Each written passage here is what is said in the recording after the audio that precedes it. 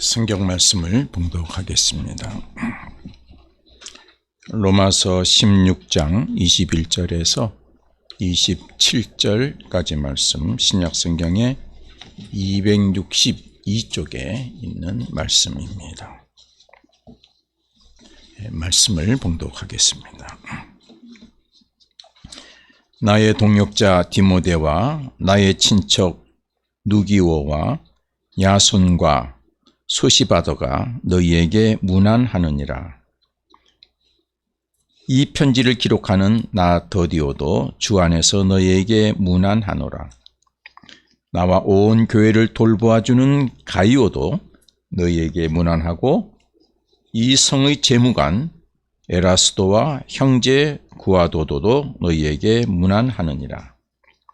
나의 복음과 예수 그리스도를 전파함은 영세 전부터 감추어졌다가 이제는 나타내신 바 되었으며, 영원하신 하나님의 명을 따라 선지자들의 글로 말미암아 모든 민족이 믿어 순종하게 하시려고 알게 하신 바 그 신비의 계시를 따라 된 것이니, 이 복음으로 너희를 능히 경고하게 하실 지혜로우신 하나님께 예수 그리스도로 말미암아 영광이 세세 무궁하도록 있을지어다. 아멘.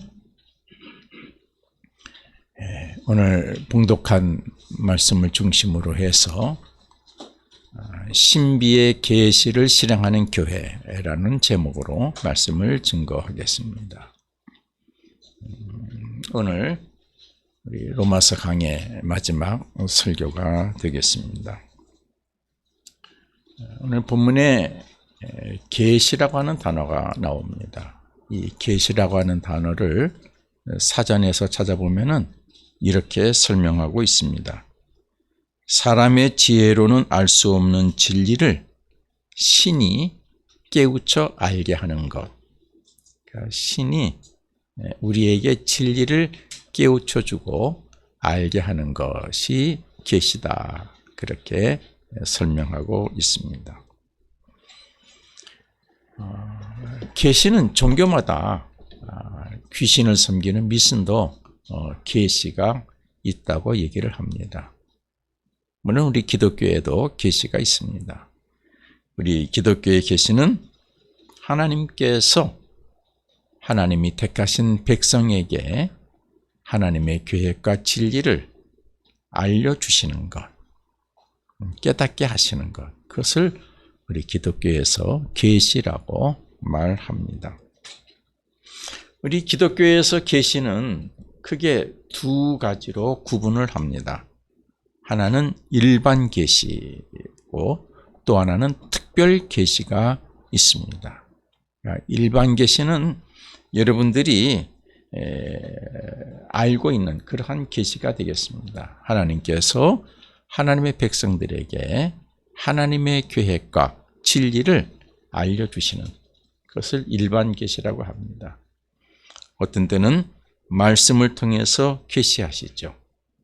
아브라함에게 나타나셔서 네가 이제 나를 믿겠느냐? 내가 지시한 땅으로 가겠느냐? 그러면 내가 너를 모든 민족의 아버지가 되게 하고 내 후손을 복되게 하리라. 그런 말씀으로 계시하셨죠. 아브라함이 그 계시를 받고 실행에 옮겼습니다. 어느 날 하나님께서 노아에게 계시하셨습니다. 이 땅의 백성이 죄악이 가득함으로 심판할 것이다. 너는 산 위에 배를 지어라. 노아는 하나님의 계시를 받고 그 말씀을 믿고 계시를 믿고 산에서 바보스럽게 배를 지었습니다. 때가 되니까 하나님이 물로 죄 많은 세상을 심판하셨다 하는 이야기가 성경에 기록이 되어져 있습니다. 선지자나 예언자에게 말씀을 주셔서 계시하셔서 백성에게 이 이야기를 전하라, 그런 이야기도 우리 성경에 있습니다. 그래서 성경에 보게 되면은 예언자들이 있고 예언서가 구약에 기록이 되어져 있습니다. 이게 다 계시죠. 하나님이 하나님의 백성에게 말씀을 통해서 직접 주시거나 선지자나 예언자를 통해서 주신다. 계시라고 말할 수 있습니다. 또 꿈을 통해서도 계시하셨죠. 다니엘에게, 또 요셉에게, 야곱에게 꿈을 통해서 계시하셨어요.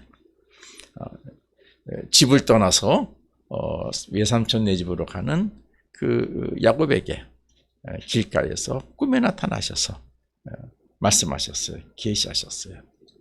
내가 너와 함께 하겠다. 네가 네 생명을 내가 오늘 지켜주겠다. 이 땅을 너희에게 주겠다. 이렇게 계시하셨어요. 그러니까 야곱이 꿈에 그 계시를 받고 일어나서 하나님, 내가 하나님께서 나를 네 생명을 지켜서 돌아오게 하시면은 내가 이곳에 성전을 짓고 하나님께 내가 11조를 내가 드리겠습니다. 서원했어요. 이렇게 꿈을 통해서 계시하시기도 하십니다. 또 오늘 우리 장로님 기도 중에 그런 내용도 하셨습니다만은 자연 환경과 자연 현상을 통해서도 계시하셨어요. 그렇죠? 하나님의 심판과 하나님의 사랑과 하나님의 역사를 계시하셨어요. 우리가 보게 되면은 우리 홍해를 가르시는 하나님, 그리고 또 반석에서 생수를 내게 하시는 하나님, 하늘에서 만나를 주시는 하나님, 이 모든 것들이 자연을 통해서 하나님이 세상의 주관자이시고 창조주이시고 그리고 모든 것을 심판하시는 심판주이심을 우리에게 계시하고 계시는 것입니다.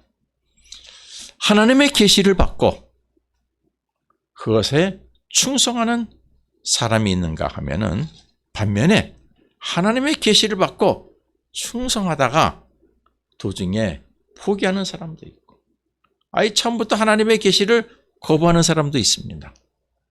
우리 지난번에 설교를 통해서 말씀을 드렸습니다만은 요나 같은 경우는 하나님의 계시를 받고 거부했다가 혼나고는 다시 니느웨로 갔다 하는 요나서의 이야기.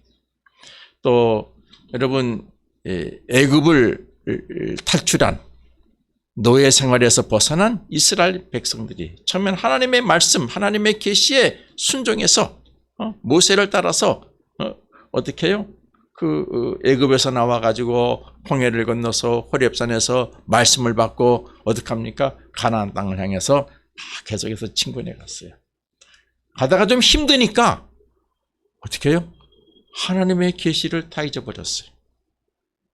그리고는 불평불만하고 그리고 하나님이 그 모세를 통해서 12지파 장들을 하나님이 주신 땅 가나안 땅을 이렇게 탐정하게 했어요.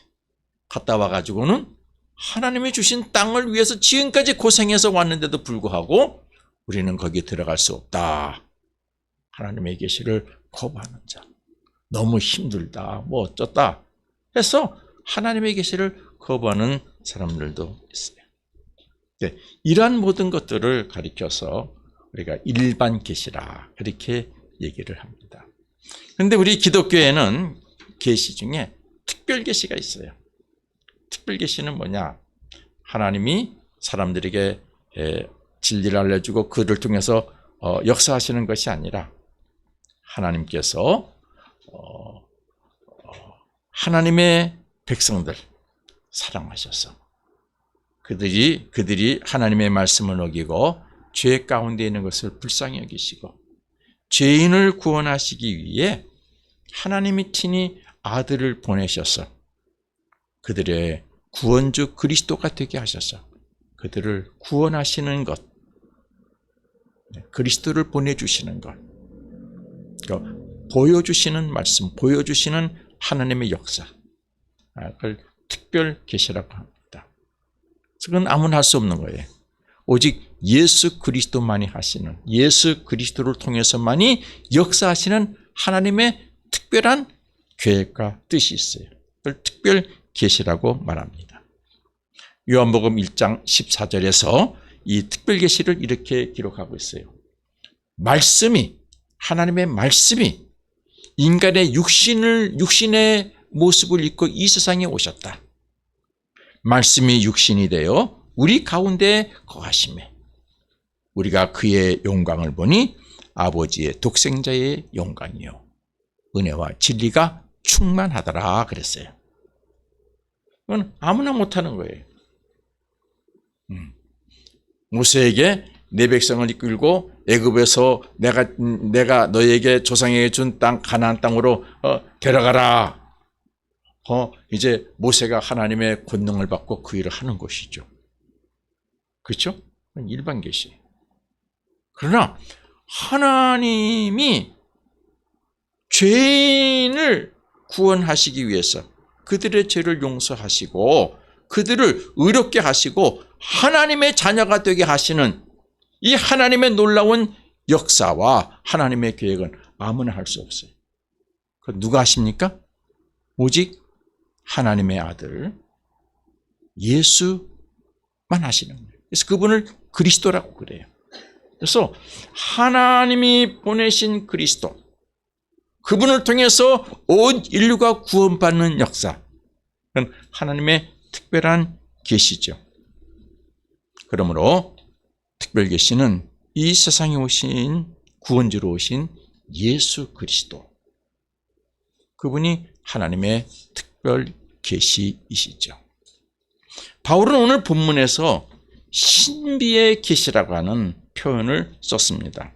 여러분 26절 중간에 보시면은 그 신비의 계시를 따라 된 것이니 라고 했습니다. 그러니까 로마서를 마치는 결론에서 바울이 오늘 이 얘기를 하는 거예요. 신비의 계시라는 단어를 써요. 그리고 25절에서 27절 내용을 여러분들이 보시면은 바울이 이 신비의 계시를 설명하고 있습니다. 제가 한번 읽어보겠습니다.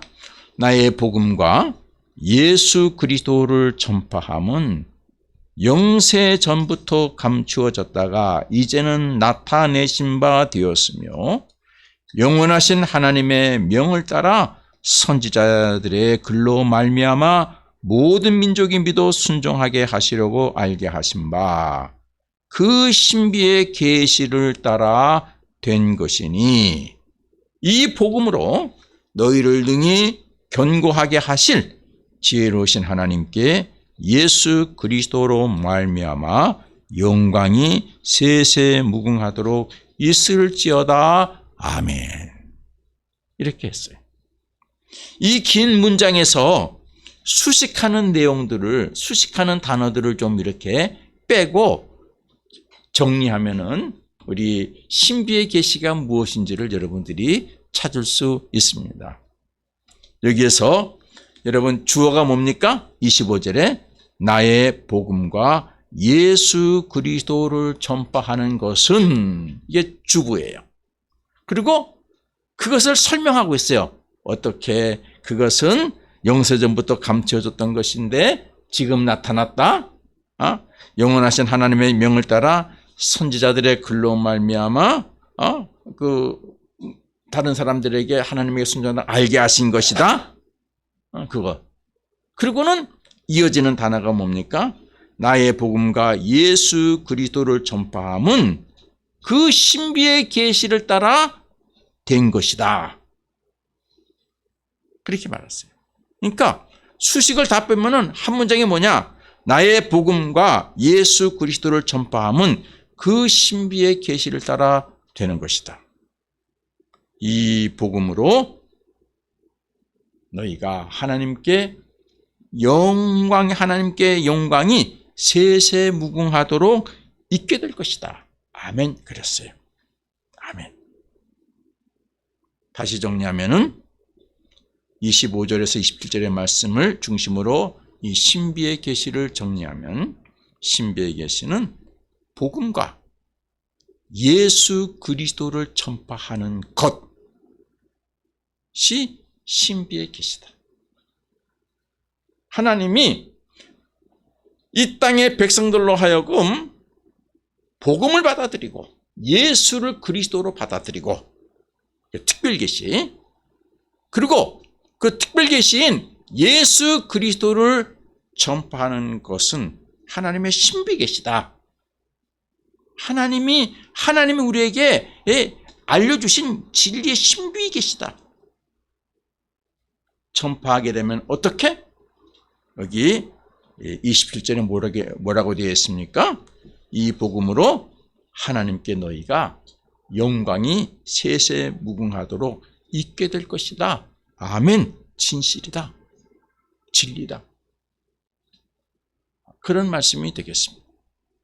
그러니까 신비에 계시는 하나님의 특별 계신 복음, 그 복음을 받아들이고 믿고 그리고 그 복음을 예수 그리스도를 전파하는 것이다. 전파하는 것이다. 그러니까 복음을 믿고 아멘 나는 구원받았습니다. 할렐루야 감사합니다로 끝나는 것이 아니라 예수 그리스도를 전파하는 것에는 하나님의 신비의 계시가 있다. 그렇게 될 때 여기 뭐라고 그랬습니까? 여러분 26절 뒷부분과 27절 한번 읽어보세요. 이 복음으로 너희를 능히 견고하게 하실 지혜로우신 하나님께, 그러니까 이것도 설명이니까 빼고 이 복음으로 하나님께 너희가 예수 그리스도로 말미암아 하나님께 영광이 세세무궁토록 있게 될 것이다. 여러분의 인생 속에서 우리 교회 그 역사 속에서 하나님께 영광을 세세무궁하도록 있게 하는 놀라운 역사가 신비에 계십니다. 그게 어디에 있어요? 복음을 받고 복음을 전파하는 곳에는 이 역사가 있다는 것이에요. 오늘 바울이 이 신비의 계시를 말씀하고 있습니다. 제가 복음이 예수 그리스도라고 그랬어요. 여러분 로마서 1장 1절에서 4절까지를 찾아보면은 바울이 처음부터 출발할 때 이 복음을 얘기하고 있어요. 복음이 뭐냐? 복음을 설명하면서 어떻게 해요? 복음은 곧 예수 그리스도이시다라고 얘기했어요. 그리고 말씀하면서 시작을 그렇게 출발한 바울이 로마서 마지막에 뭘 얘기하고 있습니까? 신비의 계시를 말씀하고 있는 거예요. 여러분, 교회는 무엇입니까? 그리스도의 몸이라 그러죠? 몸이라 그래요. 교회는 하나님의 신비의 계시를 세상에 나타내게 하기 위해서 세우신 그리스도의 몸인 것을 여러분들이 믿으시기를 바랍니다. 마태복음 16장에 보게 되면은 그런 일이 있었죠. 예수님이 제자들에게 질문하죠. 세상 사람들이 나를 어떻게 생각하느냐? 예, 이렇게 생각하고 저렇게 생각하고 뭐 누구처럼 생각하고 합니다. 그래? 그럼 너희는 나를 어떻게 생각하느냐? 할 때 베드로가 대답했어요. 주는 그리스도시요 살아계신 하나님의 아들이십니다. 라고 대답했어요. 그러니까 예수님께서 그 대답을 받으시고 뭐라고 말씀하셨습니까? 바요나 시몬아 네가 복이 있도다. 이를 내게 알게 한 이는 혈육이 아니라 하늘에 계신 내 아버지시다. 또 내가 네게 이르노니 너는 베드로다. 내가 이 반석 위에 내 교회를 세우리니. 이 반석이 뭐예요? 고백이죠. 주는 그리스도시요 살아계신 하나님의 아들이십니다. 라는 이 믿음 고백 위에 내가 교회를 세우겠는데 그 고백 위에 세워진 교회는 무엇이? 음부의 권세가 이기지 못한다. 음부의 권세가 이기지 못한다. 부정적인 표현이죠? 그러면은 긍정적인 표현은 뭐예요? 하나님께 영광이 세세토록 있게 될 것이다. 하는 오늘 그 로마서 16장에 있는 말씀하고 같은 개념의 말씀을 해석할 수 있겠습니다. 이처럼 예수님께서도 교회가 주는 그리스도시요 살아계신 하나님의 아들이라는 반석 위에 세워지면은 그 교회는 음부의 권세가 이기지 못하게 된다. 하나님께 영광을 세세무궁토록 있는 교회가 된다. 바울의 표현은 그렇죠? 그렇게 말씀하셨어요. 오늘 설교의 제목을 저는 신비의 계시를 실행하는 교회라고 했습니다. 여러분, 신비의 계시를 실행하는 교회에는 음부의 권세가 이기지 못하고 하나님의 영광, 하나님께 영광을 세세무궁토록 올려드리는 그런 교회가 되는 것을 여러분들이 믿으시기를 바랍니다. 그러므로 신비의 계시를 실행하는 교회에는 두 가지 내용을 충족하고 있어야 되죠. 다 아는 거예요. 첫째는 무엇입니까? 고백이죠. 복음의 내용이죠. 예수는 나의 주님이시고 나의 그리스도이시며 하나님의 아들이십니다. 나는 고백의 내용이 충족해야 돼요. 이 고백에 흔들려서 안 돼요. 우리가 단합대회 하다가 이 고백에 흔들려서도 안 되고, 뭘 봉사하다가 형제들끼리 감정이 다투어져 가지고 이 고백에 흔들려서도 안 되고. 그런 사람이 있더라고요. 조금 기분 나쁘니까 나 이제 교회 안 나올래요. 그렇죠?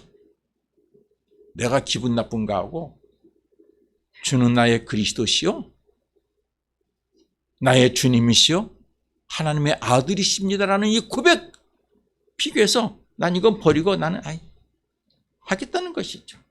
그건 신앙인도 아니에요. 그렇죠? 그는 교회를 믿으러 나온 것이 아니라 사람들하고 좀 친하게, 내가 사람들에게 좀 인정받고 싶어서 나온 거예요. 내가 사람들에게 좀 위로받고 싶어서 나온 거예요. 사람이 나를 위로 안 해주고 나를 인정 안 해주고 나를 세워주지 않으니까 난 기분 나빠서 이 교회 안 나올래. 그러니까 믿음의 고백과 믿음의 고백에 충족이 없는 거예요. 신비의 계시를 실행하는 교회가 되려면은 이 복음, 예수는 그리스도시라고 하는 이 복음의 내용을 충족하고 있어야 되는 줄로 믿습니다. 교회가 충족해야 되고 교인이 충족하고 있어야 돼요. 늘 고백을 점검하면서 믿음의 반석 위에 든든히 서 있는 신앙을 지켜야 됩니다. 예수는 나의 주님이시고 예수는 나의 그리스도이시고 예수님은 하나님의 아들이십니다. 나는 이것을 믿습니다. 난 이 믿음의 고백을 하면서 교회에 나옵니다. 난 이 믿음의 고백을 하면서 내 인생을 하나님께 바칩니다. 나는 이 복음의 내용을 충족해야 되는 줄로 믿습니다. 여러분, 여러분의 신앙은 이 복음의 내용에서 흔들리지 마시기를 바랍니다. 두 번째, 충족해야 될 내용이 있는데 그것은 예수가 우리의 주님이시고 그리스도이시고 하나님의 아들이심을 전파하는 복음 전파의 내용을 충족해야 합니다. 복음 전파. 믿음의 고백과 복음을 전파하는 것, 이 두 가지죠. 바울은 이것을 오늘 본문 25절 상반절에서 나의 복음과 예수 그리스도를 전파함이라고 말했습니다. 그리고 바울도 이 두 가지 내용을 충족하는 신비의 계시를 실행하는 교회는 하나님의 영광이 세세무궁하도록 있게 될 것이다 라고 27절에 말씀하고 있습니다. 그러면 이제 결론으로 우리가 신비의 계시를 실행하는 교회가 되려면 어떻게 해야 할까요? 답은 자명하죠? 그렇죠? 자명하죠. 세 가지 열심히 있어야 됩니다. 첫째는 교회와 교인은 복음이신 예수 그리스도를 중심한 교회는 복음이신 예수 그리스도가 중심되는 교회가 되는 일에 열심을 해야 합니다. 복음 중심, 예수 그리스도 중심이 돼야 돼. 목사 중심이 되면 안 돼. 어느 장로 중심이 되면 안 돼요. 잘 빚지는 어느 집사 중심이 되면 안 돼요. 그런 교회에 있어요. 이렇게 하다 보면은 그 삐지고 문제 생기는 교인이 꼭 있어요. 그러면은 교인들이 그 사람 마음, 그 사람의 삐지지 않도록 하기 위해서 신경을 써요. 그래서 말도 조심하고, 프로그램 할 것도 안 하고, 그 잘 삐지는 권사, 집사가 마음 상하지 않도록 신경을 써요. 그 사람 교회예요. 그렇죠? 여러분 온당하다고 생각합니까? 저는 삐지든지 안 삐지든지 우리는 예수 그리스도 중심의 교회가 돼야 된다고 생각을 합니다. 그러니까 여러분 삐질 것이 있으면은 혼자 몰래 삐지세요. 교회로 하여금 시험당하지 않도록. 아시겠습니까? 내가 삐졌다고 선전할 것도 없어요. 그 삐지는 사람의 특징이 뭐냐 그러면 선에 난 내가 말이야 뭐 때문에 속상해서 그러는데 내가 좀 삐져 있어. 그러면 이제 그 전화 받은 사람이 뭡니까? 다 전에 누가 삐졌대 어떡하지? 교회 안 나오려고 그러는데 삐진데 어떡하지? 아니요. 그거는 교회를 사탄의 특성으로 병들게 하는 요소죠. 아시겠습니까? 그건 사탄이에요. 사탄이에요. 그러니까 여러분 우리 교회가 신비의 계시를 행하는 교회가 되려면은 교회는 예수 그리스도 중심인 교회가 되는데 열심히 해야 됩니다. 열심히 하는 교인 중심도 돼서도 안 되고 삐지는 교인 중심도 돼서도 안 되고 목사 중심도 돼서도 안 되고 어느 장로 중심도 안 되고 돈 많은 사람 중심도 안 되고 우리는 어느 때나 겸손하게 예수 그리스도 중심의 교회가 되어야 되는 줄로 믿습니다. 그러니까 돈 많은 것 가지고 자랑하다가 인정 안 해준다고 삐지지도 마시고 섭섭하게 생각하지도 마시고 내가 열심히 봉사했는데 안 알아준다고 섭섭하게 생각하지도 마시고 우리는 예수 그리스도 중심. 교인은 예수는 나의 주님이시고 그리스도이시며 하나님의 아들이십니다라는 신앙 고백의 반석에 굳건히 서서 예수 그리스도의 제자로서 신앙적 자존심과 잔존감과 그리고 그리스도의 지체로서 동역자 영성을 갖는 일에 열심히 해야 되는 줄로 믿습니다. 교회도 예수 그리스도 중심, 교인도 예수 그리스도 중심에 열심히 해야 돼요. 그래야 신비의 계시를 행하는 교회가 될 수 있어요. 두 번째 노력해야 될 것은 복음이신 예수 그리스도의 삶을 이어가는 교회가 되는데 열심히 해야 되는 줄로 믿습니다. 믿습니다 고백하는 것만 하면 안 돼요. 우리의 삶이 예수님의 삶을 흉내내야 돼요. 자기 십자가를 지고 예수를 따르는 삶의 모습이 나타나야 돼요.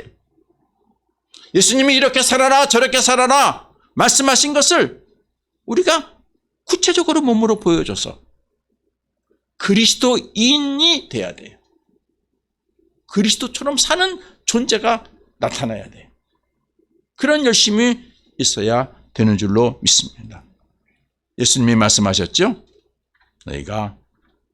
내가 가르치는 걸 지켜서 그래서 세상 사람들은 너희들이 그 행실을 보고 하나님께 영광을 돌리게 하라. 빛과 소금이 되라 말씀하셨어요. 예수님의 삶을 이어가야 돼요. 세 번째 뭡니까? 복음 전파하는 것이죠. 신비의 계시를 실행하는 교회가 되려면 복음 전파해야 돼요. 복음 전파해야 되고 예수님의 삶을 이어가야 되고 예수 중심의 교회 신앙이 돼야 돼요. 그런데 우리 해림교회가 1번, 2번을 참 잘하고 있어요. 그거는 어느 교회, 어떤 큰 교회에 내놔도 우리가 뒤지지 않는 그런 신앙을 가지고 있어요. 아주 자랑할 수 있어요. 그런데 못하는 게 하나 있어요. 못하는 게 아니라 안 하는 것이 하나 있어요. 무엇이 뭡니까? 세 번째. 잘하시네요. 복음 전파에 열심이 없었어요. 누구에게 책임이 있었느냐? 저한테 있었죠. 목회자가 그쪽으로 교인들을 훈련하고 해야 되는데 제가 제대로 못했어요. 우리가 세 번째가 부족해요. 예수님께서 마태복음 18장에서 제자들에게 말씀하셨어요. 너희는 가서 모든 민족을 제자로 삼고 아버지와 아들과 성령의 이름으로 세례를 베풀고 내가 너희에게 분부한 모든 것을 가르쳐 지키게 하라. 볼지어다 내가 세상 끝날까지 너희와 항상 함께 있을 것이다 말씀하셨어요. 바울도 디모데에게 편지할 때 이런 말씀했어요. 너는 말씀을 전파하라. 때를 얻든지 못 얻든지 항상 힘쓰라. 그것을 위해서 오래 참고 가르치고 경책하고 경계하며 권하면서 복음을 전파하라 그랬어요. 그걸 우리가 열심히 하지 못했어요. 오늘 바울은 뭐라고 말씀했어요? 복음과 예수 그리스도를 전파하는 것이 신비의 계시다. 이것을 행하는 데에는 하나님께 영무궁하도록 영광을 올려드리는 그런 역사가 있을 것이라고 말씀했어요. 교회가 교회다워지고 하나님의 영광이 나타나는 교회가 되려면은 신비의 계시를 실행하는 교회가 되어야 되는 줄로 믿습니다. 교회와 교인들이 복음의 반석 위에 든든히 세워지고 복음이신 예수 그리스도 중심으로 하나가 돼서 한 몸을 이루어 그리스도의 삶을 이어가는 데 열심을 다하고 우리가 복음 전파에 열심을 다하면 해림교회는 신비의 계시를 실행하는 교회가 되고 하나님의 영광이 세세토록 나타나는 교회가 되어질 줄로 믿습니다. 해림교회가 앞으로 이 신비의 계시를 실행하는 교회가 되는데 열심하는 교회가 되기를 바랍니다. 이것이 바로 교회 부흥의 비결입니다. 교인들끼리 친해서 하나 돼서 부흥되는 게 아니에요. 교회 부흥의 비결은 신비의 계시를 실행할 때 교회가 부흥되는 것이고, 아니 하나님이 그 교회를 부흥시켜 주시고 하나님이 그 교회를 통해서 영광을 받으시는 것입니다. 특별히 우리 해림교회는 성전 건축을 앞두고 있습니다. 우리가 성전 건축을 하나님이 지어주실 것으로 믿고 기도하고 있어요. 그럼 우리는 뭘 해야 돼요? 교회가 교회다워지는 일을 준비해야 되죠. 결단해야 되죠. 우리는 그건 결단 안 하고 빨리 교회를 지어주세요. 왜 이렇게 늦어요? 우리가 해야 될 것, 우리가 준비해야 될 것들은 해야죠. 결단해야죠. 그렇지 않습니까? 그거 안 되는데 어떻게 하나님 주시겠어요? 여러분 자식에게 내가 너 뭐 하나 해줄게. 왜 빨리 안 해줘? 따지고 들어요. 엄마 아빠한테. 그럼 엄마 아빠가 뭐라 그래요? 넌 네가 할 거 빨리 해. 그럼 해줄게. 오늘 말씀에 우리 모두가 큰 깨달음을 갖게 되기를 바랍니다. 기도하겠습니다. 하나님, 오늘 사도 바울이 로마서를 마치면서 교회가 신비의 계시를 실행해야 된다고 말합니다. 그러면은 하나님께 예수 그리스도를 통해 영원 무궁하도록 영광을 올려드리는 역사가 있게 될 것이라고 말씀했습니다. 이 말씀의 깊은 진리를 오늘 해림교회가 깨닫고 이 말씀 앞에 결단하고 무릎 꿇게 하셔서 하나님의 은혜를 받는 놀라운 역사가 있게 해주시기를 기도합니다. 예수 그리스도 이름으로 기도합니다. 아멘.